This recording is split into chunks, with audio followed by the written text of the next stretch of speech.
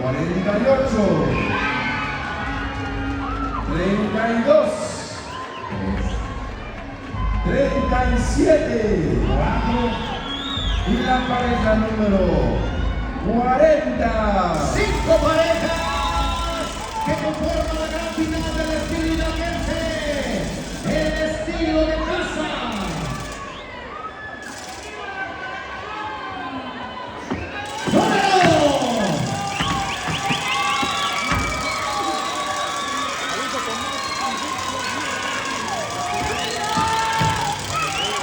Tenemos el bloque completo, 1, 2, 3, 4, faltan una pareja. Repito, 38, 48, 32, 37 y 40. Ahí viene. Vienen.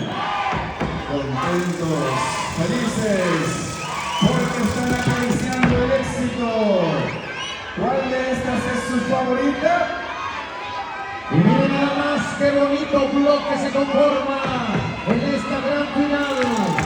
Los colores bonitos del estilo hidalguense, el estilo alegre, multicolor. Este bloque que viene con todo, con alegría, con la enjundia y con la decisión de ser los campeones de la segunda edición aquí en San Felipe Orizatlán. Reales de Colima se encarga de tocar este bonito guapango que aprovecho para dedicárselo a uno que otro amigo que anda por aquí. Esto se llama El Borracho.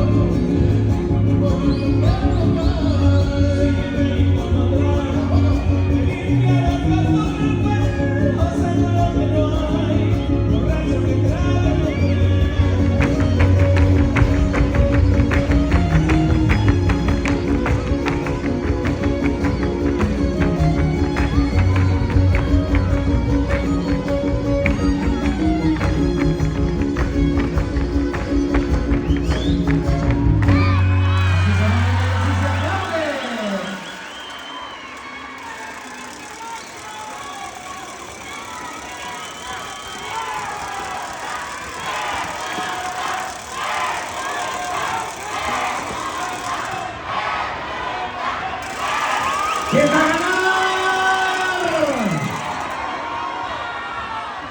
En este momento hay 5 posibilidades, 5 parejas.